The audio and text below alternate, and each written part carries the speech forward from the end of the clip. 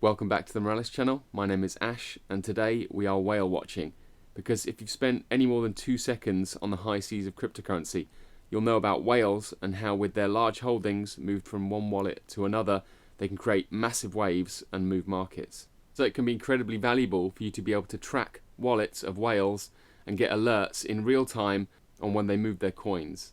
Today I'm going to introduce to you how with just a few lines of Moralis code you can achieve exactly that across chains and much more. Okay, so first things first, we're going to open up Visual Studio Code. You can use any IDE, but what I recommend you do is this code base for the app that we're going to build today is all going to be available in the description down below. So I would clone this down so that you can easily follow along, but I'm going to go through the code and let you know exactly how I built it. But I want to show you now what we're aiming to have by the end of this tutorial. So let's open up a new terminal. So I'm in the folder of the code base of this app and I'm going to run npm start. That's going to open up our browser with the app in it. So this is our whale alert app at its very most basic level. It's just an input field with a submission button. The rest of the functions that are going to be handling the address that we've input are all going to be happening on the Moralis cloud, using cloud functions to set a watch on the address that we've input here and then alert us of any change. So whenever a transaction happens to do with the whale that we're trying to watch, their address of their wallet, then we're going to have an alert triggered. But the power of Moralis is that we can use this same front-end code, this same React.js app, and plug it into many blockchains. So currently this demo is just going to be for the Ethereum blockchain, but we can have Matic, Binance Smart Chain, and we can input all those addresses into this one input field and watch whales across chains. So that's pretty cool. So let's go back to Visual Studio Code. So in essence, all we need is an input field with a submission button, and the basic framework of this code base is the Create React App default boilerplate. But what I recommend is that you go to the Moralis GitHub, clone this down into your local dev environment, and then I can go through the code with you from there. But yes, it is just the very basic React.js boilerplate app with some new theming. So I'm using Chakra as the theme provider for the components like the button and the input field. And then for handling the form, the validation, I'm using React Final Form. So they're the two main dependencies. The rest of it is just basic boilerplate of the React.js app. When you've got the code base cloned down to your local dev environment, we're going to navigate to the root folder and we're going to run npm install. And that is going to install all of the dependencies automatically that you're going to need. I'm going to open a second terminal window here. So we've got all the dependencies now, and the next thing to do is to connect this basic application, our code base, to the Moralis server. So what we're going to do is we're going to navigate to moralis.io and we're going to log in. And then what we're going to do is create a new server. So let's call this whale alert version 0.01, and I'm in London. And for now we're just going to select the Ethereum mainnet, but like I say, with Moralis, with a few clicks we can service multiple chains. For this one we're just going to use Ethereum, but yeah, multiple chains with the same front-end code base. So we're going to add the instance. Okay, so once we've created our server, we're going to go to view details. Don't share your details of your server with anybody publicly, because this is just a demonstration, so I'm going to be deleting this server after this video. But we want to grab the server URL, and we also want to grab the application ID. And what we're going to do is in our code base, in our environment variables, we're going to paste our server URL and our application ID.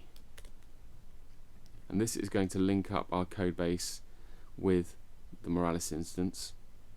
So what we can do is either have our cloud functions in the moralis.io interface, or we can set up with the cloud functions on our IDE, and that's what I like to do because I want to keep my cloud function code in my Git repo. So I can use version control with my Cloud Functions, which I can't do via this Moralis.io interface. So in order to link up our Cloud Functions with this instance, what we're going to do, go back to Visual Studio Code. I've opened up a second terminal, and we are going to use the Moralis admin client to upload our JavaScript file, the cloudfile.js, which I've got in this folder here. So under our root folder, our source folder, we're going to have a cloudfile.js, and that is going to contain all of our Cloud Functions. And in order to upload that, I'm going to now give the Moralis admin client our path to our JavaScript file, to our Cloud Function file. Press return. It's going to ask us which server we want, and it is number 1. And our file is uploaded correctly. So our Cloud Function file, which is this one here, containing our Cloud Functions, probably the most important part of this application, that's now linked, uploaded. So if we go back to our Moralis instance and we go to Cloud Functions now, there we have our Cloud Function file synced with our Moralis instance. So next we want to go and install our sync and watch ETH address plugin on the instance. We don't need to point it at any specific address. So everything is now connected. We're going to go back to our code base, and I'm going to go through exactly what all of these functions do, what they mean, so that you can recreate it, and we can in future tutorials iterate on this application together. So as I say, all of these files, this code base on the left hand side here, is all just the basic Create React app, modified somewhat in a very simple way with extra theming via Chakra. The Chakra components just look better. It's a nicer theme than the default React.js components. And then this code here, the index feeds into the app.js, and then here, this is where the form begins. Like I say, in essence, all we need is an input field with a submit button. So this is where the form is built and handled. So we have our input field down here. So that's our input field there. And then we've got our submission handlers here. And this is all using a final React form and our custom validation, which just validates if we are using an Ethereum address or not. There are other ways to do Ethereum address validation, or just blockchain address validation in general, but here we've got this custom validation that just checks to make sure that the address is a valid one. Once we have an address that we want to watch and we've entered it into our input field here, we then click submit, and this submission gets handled up here on submit, and this is where we start to use our Moralis Cloud Functions.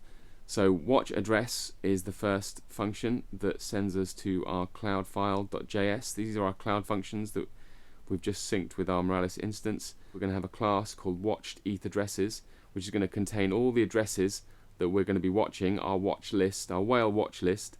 So in there, we want to check that the address that has just been input exists, and then when we know that it does exist, then we want to make sure that we're not watching it already. And then if we're not watching it already, we come to the most key piece of ostensibly one line of Moralis code that you need in order to watch and sync the address that we're interested in. So this Moralis Cloud function, watch ETH address, we input our address and we say we don't want to sync past transactions. We're only interested in real-time transactions to do with this address that we want to be alerted about.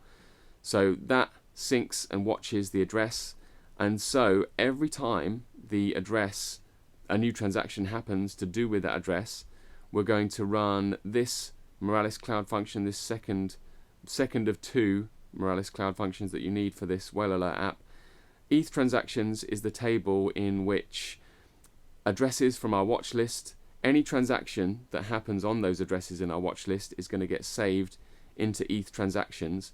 And we basically check that in this instance, our condition is that the to address of that transaction is equal to the address of the wallet that we're interested in. And then if those conditions are met, then we're going to send this message to our log. We've got a Etherscan prefix URL with the hash of the transaction that we're interested in, of the whale that we're tracking. This is the basic principle of any whale alert app. You watch and sync an address, and then after a transaction has happened that you've saved and it meets the conditions, then you log, you trigger an alert. In this case, it's just a simple log message, but in future tutorials, I'm going to show you how to expose this, how to iterate on this idea to expose this to Telegram, to even create your own Twitter whale alert bot. In the previous video on the Moralis channel, we show you how to use your Moralis instance to send emails. So instead of this message, you could send emails as well with just a simple one line of Moralis code.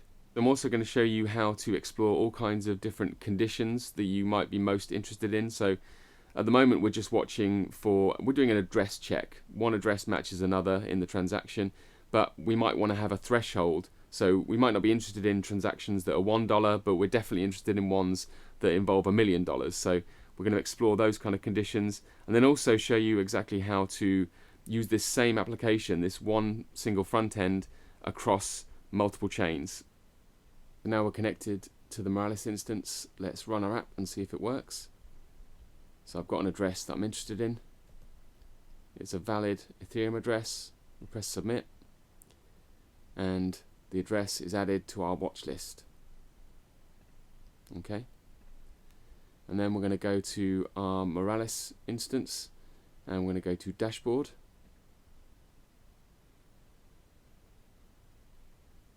We can already see that we've got our transactions syncing and our watched address. So this is our watch list. We have the address that we're interested in that I just inputted, and now we're getting transactions from that address.